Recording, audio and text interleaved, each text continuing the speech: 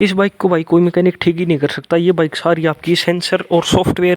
हूँ विनीत पंघल, हमारे सामने भाई ये दो बाइक खड़ी हैं जो मेरी खुद की पर्सनल बाइक है भाई।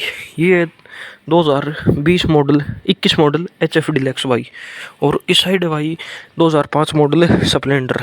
आज की इस वीडियो में हम जो बात बताने वाले भाई, ये देखो, आपको इस बाइक में कोई भी तेल बंद करने का, चौक लगाने का कुछ भी सिस्टम नहीं मिल रहा भाई। और बल्कि इस बाइक में आपको यहाँ पर ये टी मिल रही है तेल ऑन ऑफ करने के लिए, और यहाँ पर लगाने के लिए आपको चौक मिल रहा है भाई। तो ये क्या सिस्टम है भाई आज की बाइकों में ये क्यों नहीं आ रहा? दोनों बाइकों में भाई ये टेक्नोलॉजी का फ़र्क है। ये बाइक आपकी कार्बोरेटर के साथ भाई, और वे बाइक आपकी फ्यूल इंजेक्टर के साथ भाई। फ्यूल इंजेक्टर, फ्यूल इंजेक्शन, अलग अलग कंपनियां इसका नाम देती रहती हैं। कोई इसको EFI बोल देता है, कोई इसको FI बोल देता है। अगर डिलक्स में आप देखोगे तो आपको यहाँ पर कुछ भी नज़र नहीं आएगा भाई। ये आपको तार से यहाँ पर वायरिंग बस जाती दिखेगी इसकी ECM की तरफ। अब ECM क्या है वो भी मैं आपको बताने वाला हूँ। पहले इस बाइक में समझ लेते हैं कि पुराने वाली कार्बोरेटर वाली में पावर बाइक को कैसे मिलती है। हमारी बाइक है, इसमें यहाँ पर ये कार्बोरेटर लगा हुआ है। ये पूरी इसकी कार्बोरेटर असेंबली है। इसका क्या काम है भाई?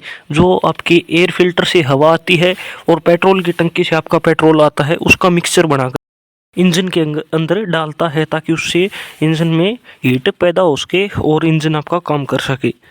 इसके जो पार्ट होते हैं, जो काम होता है, वो सारा मैकेनिकल होता है। इसमें आपका जो मतलब इसमें आपकी बैटरी की कोई भी ज़रूरत नहीं है। ये सारा काम इसमें इलेक्ट्रॉनिकली कंट्रोल नहीं होता। इसमें सारा काम आपका मैकेनिकली कंट्रोल होता है। इसके अगर कुछ मेन पार्ट मैं आपको बताऊं तो पहला है भाई आपका वाल्व। जो इसमें एक वाल्व होती है जो आपकी कंट्रोल करती है एयर के और पेट्रोल के मिक्सचर को, जो इंजन में भेजती है, कौन सा कितनी मात्रा में भेजना है। फिर एक होता है भाई इसमें चौक, जो आपको यहाँ पर दिख रहा है भाई।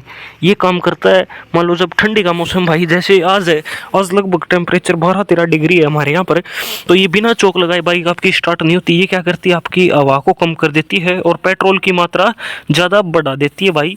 जिससे क्या होता है कि आपका पेट्रोल ज़्यादा आ जाएगा, तो अच्छे से वो मतलब आधा जलेगा आधा नहीं जलेगा, लेकिन आपकी बाइक आराम से स्टार्ट हो जाएगी भाई इजीली। ये काम ये करता है। फिर एक होता है इसमें जेट, जो आपके पिस्टन के ऊपर लगा होता है। वह काम करता है, जो आपके पेट्रोल है उसको बारीक बूंदों में और प्रेशर से तोड़ता है भाई। जैसे मतलब जेट स्प्रे जो आपने सुना होगा, जो ज़्यादा प्रेशर से और बारीक बूंदे में बदल देता है, ताकि उससे वे अच्छे से इसका पेट्रोल जल पाए और आपकी बाइक की एवरेज अच्छी दे सके भाई।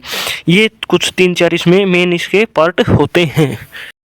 ज़्यादा इसमें हम मैकेनिकली बात नहीं करेंगे, आपको एक बार मैंने समझा दिया ये कैसे काम करता है। अब आ जाते हैं भाई इसमें आपके FI टेक्नोलॉजी में। जो आप यहाँ पर स्टिकर लगा देखते हो अक्सर इन बाइकों में, FI टेक्नोलॉजी, FI टेक्नोलॉजी। एक बार मैं आपको इस बाइक का स्विच लगा कर दिखाता हूँ भाई। ये देखो, आपको इसमें कुछ भी आवाज़ नहीं आएगी। और जब हम बात करते हैं जो BS6 बाइक हमारी, इसमें जब हम स्विच लगाते हैं तो आवाज़ सुनना आपको एक मोटर की आवाज़ आएगी इसके टैंक में से। ये सुन लेना भाई।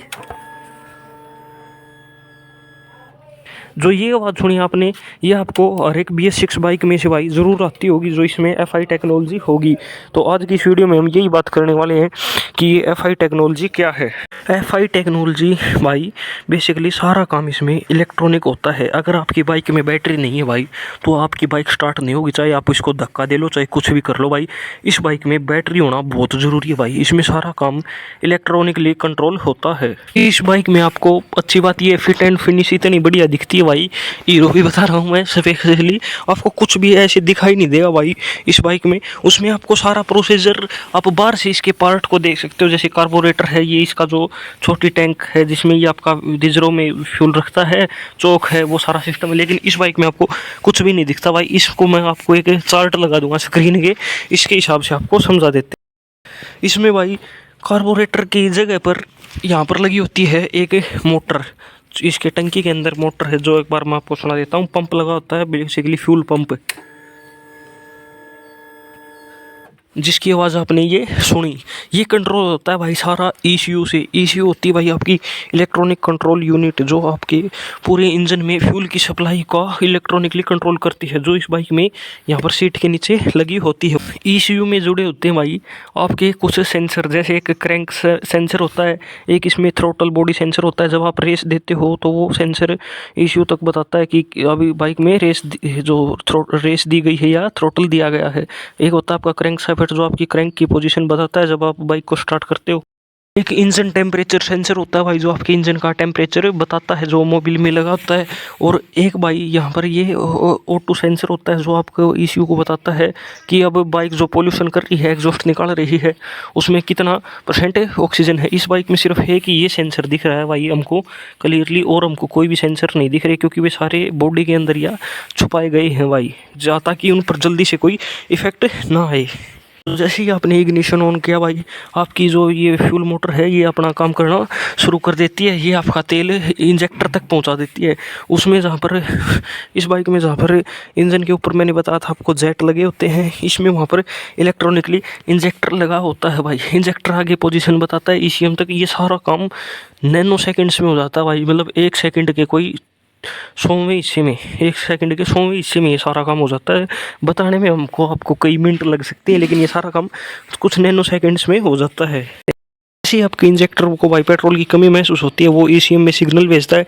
ECM पे जो आपके पंप है उसको भेजता है, और जो यहाँ पर आपका पंप लगा हुआ है उससे आपके इंजेक्टर तक फ्यूल जाता है, और इंजेक्टर उसको प्रेशराइज करके वही छोटी छोटी फुहारों में बदलकर पावर स्ट्रोक जब आता है उसमें इसको पिस्टन में छोड़ देता है। इसमें ये सारा सिस्टम भाई इलेक्ट्रॉनिकली कंट्रोल होता है। ये भाई मैंने आपको बता दिया, अगर समझ में ना आए तो कमेंट कर देना। तो भाई इनके कौन से के फ़ायदे हैं और कौन से के नुकसान हैं।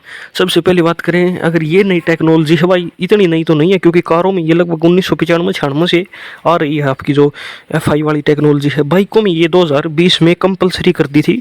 उससे पहले जो आपकी स्पोर्ट्स बाइक होती हैं, जिनसे आपको हाई परफॉर्मेंस लेनी होती है, उसमें ये टेक्नोलॉजी यूज़ की जाती थी भाई। कहीं ना कहीं कार्बोरेटर से ये टेक्नोलॉजी बेटर है भाई, बिल्कुल आँख मीच कर इस पर विश्वास कर सकते हो। दोनों बाइक मेरे पास भाई, FI टेक्नोलॉजी वाली भी और कार्बोरेटर वाली भी। अब मैं बताता हूँ आपको इनमें कौन से के क्या फ़ायदे हैं, कौन से के क्या नुकसान हैं। इसका भाई कोई भी नुकसान नहीं है भाई, जब तक ये आपकी मेंटेनेंस ना मांगे, और मेंटेनेंस ये मांगती भी नहीं है भाई। 15-20 साल कहीं पर भी नहीं जाती। आपकी बाइक जो शुरू पहले दिन माइलेज देती थी, वही लास्ट तक आपकी बाइक माइलेज देगी, अगर आप इसकी टाइम टू टाइम सर्विस करवाते हो। ये बाइक है भाई 2005 मॉडल, और ये मान लो 10 साल के बाद इस बाइक की एवरेज 30 से 40% 40 तो नहीं, लेकिन 30% तक गिर जाती है, चाहे आप किसी सर्विस करवाते रहो, चाहे कुछ भी करवाते रहो। पहले ये बाइक देती थी 60 की एवरेज, 10-15 साल ये चलने के बाद में ये बाइक दे रही है 35-40 की तो अब देती भी नहीं, अब तो बल्कि 35 की देती है। इसकी टाइम टू टाइम सर्विस होती है, हर 2200-2000 किलोमीटर पर मैं इसकी सर्विस करवा देता हूँ भाई, जो कि टाइम से पहले ही है। एयर फिल्टर साफ़ करवा देता हूँ, नए प्लग है भाई।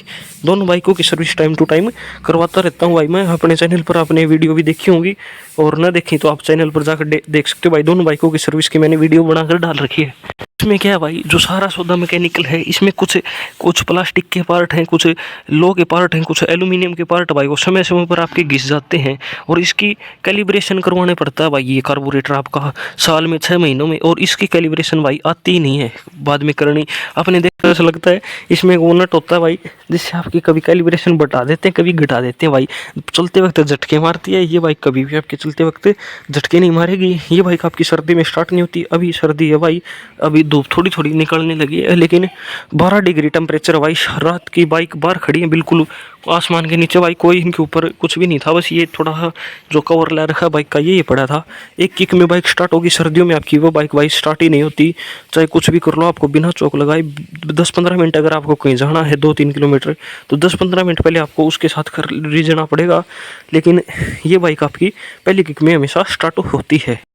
स्मूथनेस भाई, उस बाइक का पिकअप, मतलब उसका बाइक का नहीं, मैं कार्बोरेटर वाली बाइक का बता रहा हूँ, किसी भी बाइक का सर्दियों में पिकअप बिल्कुल डाउन चला जाता है भाई।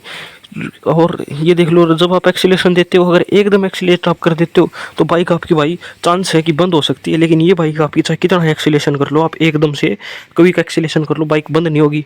लेकिन इसमें एक दिक्कत है, वे बाइक आपकी भाई जहाँ पर ब्रेक कराता है, पावर आती है, पावर आपकी वे बाइक ज़्यादा लगा देती है कार्बोरेटर वाली, और जो स्मूथनेस है वो इसमें FI टेक्नोलॉजी वाले में भी आ जाती है। पावर की मेरे को डाउट है, क्योंकि इस बाइक में भाई अब 97 cc का इंजन कर दिया, और वे है हीरो और होंडा वाली कोलैबोरेशन की बाइक, तो इसमें कहीं ना कहीं पार्ट ज़्यादा बढ़िया भी आते थे भाई। अब दोनों बाइकों को एक बार मैं आपको स्टार्ट करके दिखाता हूँ, लाइव एग्जाम्पल आपको करके दिखाता हूँ भाई। अब ये देखो भाई, अभी इग्निशन लगा भाई, सुबह सर्दियों के दिन है, और ये देख लेना पहली किक में स्टार्ट हो गया आपकी बाइक भाई। लेकिन ये RPM ज़्यादा ले रही है, क्योंकि अभी इसके ECM तक पता चलेगा भाई कि बाइक अभी ठंड में खड़ी है। जो इंजन टेम्परेचर सेंसर था इसका मोबिल का, उसने काम किया है कि अब बाइक का मोबिल ठंडा है, इसलिए कूल है बाइक। अब इसको मोबिल को गर्म करने के लिए भाई इंजन ने अपने RPM अपने आप ज़्यादा बढ़ा रखे हैं भाई। ये देख लो पोल्यूशन, ये बाइक थोड़ा सा भी नहीं दे रही भाई धुआं, देख लो बिल्कुल भी धुआं, मतलब जो काला धुआं है वो बिल्कुल भी नहीं है, ना सफ़ेद धुआं दे रही भाई। ये बाइक मैंने आपको स्टार्ट करके दिखा दी। थोड़ी देर के बाद जब इसका मोबिल एक नॉर्मल टेम्परेचर पर आ जाएगा तो ये बाइक अपने RPM भी कम कर देगी भाई। इसको कर देते हैं बंद। देख लिया आपने, बिल्कुल पहली किक में स्टार्ट है, सारी रात की बाहर खड़ी है भाई सर्दी में।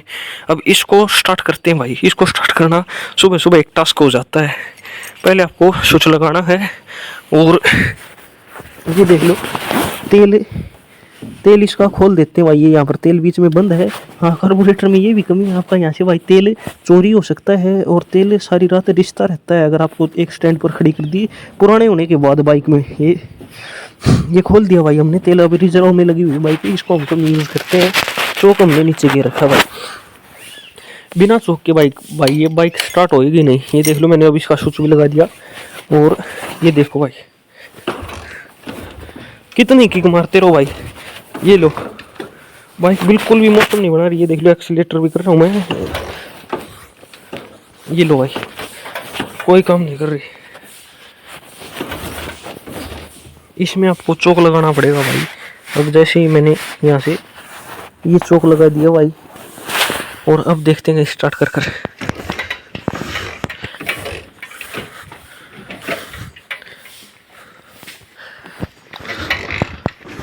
अब थोड़ा थोड़ा मौसम बनाने लगी है भाई।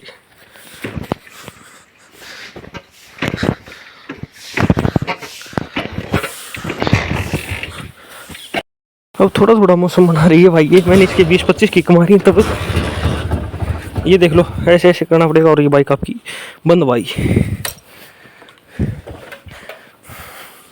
बताया था मैंने आपको, सर्दी में भाई स्टार्ट ही नहीं होती। इसको मतलब 20-25 इसकी किक मारते रहो, फिर जाकर ये कहीं स्टार्ट होगी, और 2-3 किलोमीटर चलने के बाद में इसका जब मोबिल एक बढ़िया टेम्परेचर पर आ जाएगा अपने मेंटेन टेम्परेचर पर, तब जाकर ये ढंग से चलेगी। और ये बाइक आपकी भाई पहली किक में ही स्टार्ट होती है। कितनी सर्दी हो, कितना इसमें लोड डालो, कुछ भी कर लो भाई, पहली किक में ऑलवेज स्टार्ट मिलेगी भाई आपको ये बाइक। अगर इसके FI के नुकसान की बात करते हैं, इसका एक ही नुकसान है भाई, अगर कल को आपकी बाइक ख़राब हो गई तो आपको ये सर्विस सेंटर में ही ले जानी पड़ेगी, क्योंकि इसमें कोई मैकेनिकल काम नहीं करेगा। इसमें आपके सारा ये बाइक सारी आपकी सेंसर और सॉफ्टवेयर के थ्रू ठीक होगी। एक OBD स्कैनर नाम की चीज़ होती है भाई, अगर इनमें कई बार सेंसरों में कोई एरर आ जाता है तो OBD स्कैनर के थ्रू ही आपके सेंसर के एरर को हम ठीक कर सकते हैं। और इस बाइक को आपका कोई भी नुक्कड़ वाला मिस्त्री है भाई, कोई भी गाँव में कुछ भी हो, वो इस पर हाथ साफ कर लेता है भाई। ठीक है दोस्तों, यही थी हमारी आज की वीडियो। कैसी लगी आपको कमेंट कर ज़रूर बता देना। कुछ समझ में ना आए पार्ट तो वो कमेंट कर देना भाई।